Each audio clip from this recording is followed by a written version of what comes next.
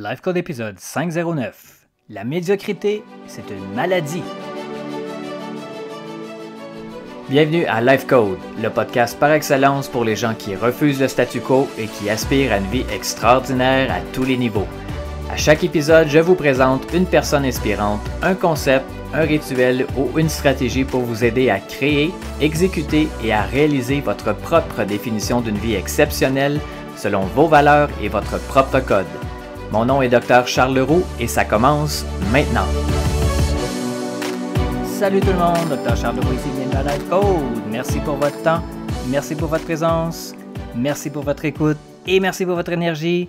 Et comme toujours, je vous invite à vous abonner dès maintenant au podcast afin de ne manquer aucun autre épisode, que ce soit sur Apple Podcast, Google Podcast, Stitcher, Podbean ou encore sur Spotify.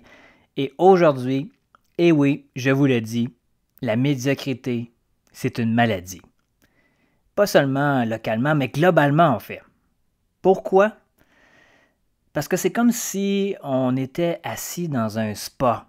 Hein? Vous avez déjà été dans un spa avant? Vous savez pourquoi les gens aiment être assis dans un spa? Parce que c'est chaud, c'est confortable.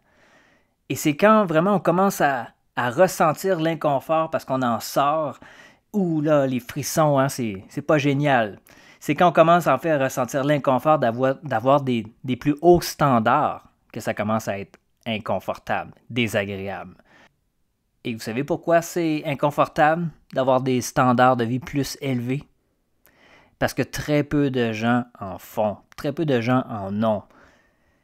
Donc, pour comprendre l'analogie, c'est comme si vous sautiez dans une piscine d'eau glacée ou si l'eau était très froide. Est-ce que vous êtes d'accord avec moi que la première fois où vous sautez dans une piscine où l'eau est très froide, comment est-ce que vous vous sentez, hein? Ah, c'est froid, c'est inconfortable. Et la première chose que la plupart des gens vont chercher à faire quand ils sont dans l'eau froide, c'est de foutre le camp de là, de sortir de là au plus vite. Ils veulent retourner dans le spa, sortir de l'inconfort pour aller là où c'est plus chaud, là où il y a plus de monde, hein, finalement. À réussir une vie qui fonctionne à un haut niveau dans toutes les dimensions, essayer de viser le plein épanouissement, d'être pleinement accompli dans sa vie, c'est comme parfois être dans un bain où l'eau est très froide. C'est difficile. Et parfois, le processus va être stressant. Parfois, ça va être inconfortable. C'est sûr que quand vous commencez, quand vous avez l'intention de le faire au début, tout le monde est bien motivé, mais la motivation, ça reste jamais très longtemps. Et c'est quand vous le faites quand vous le faites vraiment pour vrai, là, que vous êtes là assez longtemps, vous allez toujours avoir un moment donné ou un autre des instincts profonds qui vont vous crier tellement fort pour vous dire que c'est dangereux ce que vous faites, que vous feriez mieux de foutre le camp carrément de là, de retourner dans votre zone de confort. Donc, comment est-ce qu'on peut faire pour survivre dans le bain d'eau glacée des hauts standards, de ne pas succomber à la tentation de la médiocrité? En fait, ce qu'on veut, c'est pas seulement survivre, mais aussi s'épanouir. Donc, autrement dit, comment est-ce qu'on peut être zen dans le chaos? Comment est-ce qu'on peut arriver à s'épanouir, malgré le stress, malgré l'inconfort, malgré la pression extérieure, malgré la pression même de notre entourage? Comment est-ce qu'on peut faire? Eh bien, c'est simple. On s'engage dans le processus. Ce n'est pas de se poser la question « est-ce que j'ai le goût ou non de le faire ?» À chaque moment, la réponse peut être différente. Mais vous vous abandonnez au processus. Vous vous abandonnez au froid, à l'inconfort. Parce qu'en fait, on comprend que l'inconfort, ça fait partie du chemin. C'est pas la totalité du chemin, mais en fait, à chaque fois où on commence à faire quelque chose de nouveau, ou à chaque fois qu'on choisit d'élever son niveau de vie, d'élever son niveau de jeu d'un cran, d'intégrer une nouvelle habitude parce qu'on sent que ça va améliorer vraiment notre vie sur le long terme, souvent l'inconfort, c'est la première étape à laquelle il faut passer à travers. Après, on habitue notre corps à rester dans le jeu, à rester dans la game, et c'est comme ça qu'on finit par se transformer. Le problème, c'est que la réalité, pour la plupart des gens, dès qu'ils vont sauter à l'eau, ils vont sauter dans l'eau froide et, par exemple, essayer de se partir en entreprise ou de débuter une nouvelle relation ou de mettre en place une nouvelle stratégie pour leur santé, ou je devrais peut-être dire dans une entreprise, une relation ou une stratégie de santé qui aurait le potentiel de les amener vraiment loin à un autre niveau carrément, de réussir vraiment à pleinement s'épanouir. Et là, tout à coup, le froid arrive, il commence à grelotter, il commence à faire froid. Et c'est là que les gens vont commencer à penser à toutes les excuses, tous les scénarios qui pourraient arriver finalement qui leur donneraient des bonnes excuses de ne pas rester dans le jeu, de ne pas rester dans l'eau froide. Le plus grand problème certainement que la plupart des gens ont dans leur vie, qui explique certainement pourquoi ils n'ont pas la réussite qu'ils aimeraient avoir dans leur vie, c'est aussi ils sont entourés de médiocrité dans leur vie.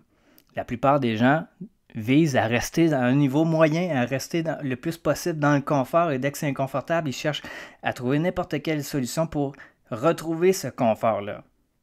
Et c'est facile d'être moyen quand tout le monde autour de soi est moyen. Avec Life Code, mon intention, c'est de parfois vous amener faire un petit tour en dehors du spa et de vous exposer même au bain d'eau froide pour vous montrer que tout ce qui est merveilleux dans notre vie, toutes les belles choses qui peuvent se retrouver là pour votre propre vie, c'est là que ça se trouve. C'est là que se retrouve votre potentiel.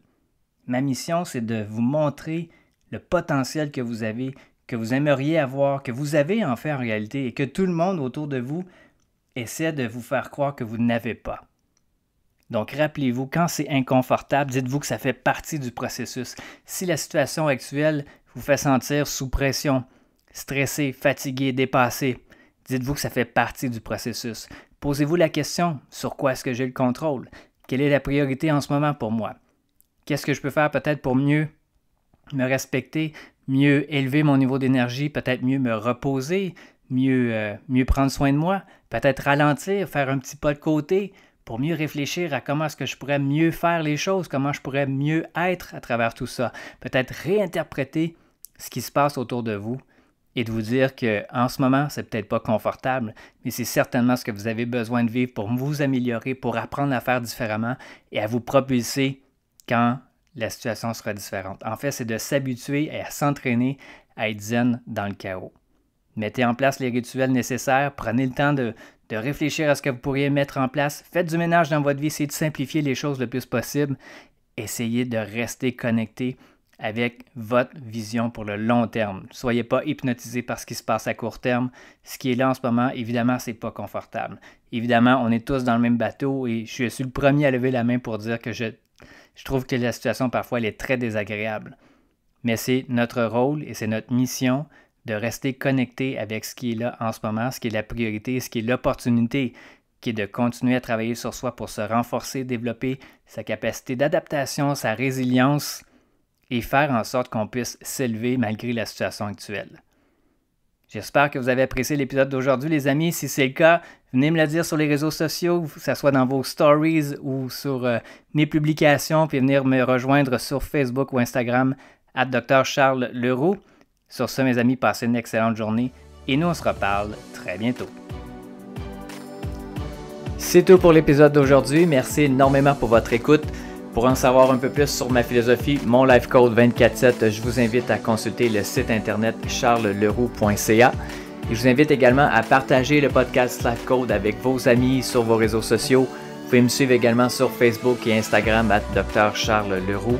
Et laissez-moi savoir ce que vous en pensez en commentaire, ça me fait toujours un grand plaisir de vous lire.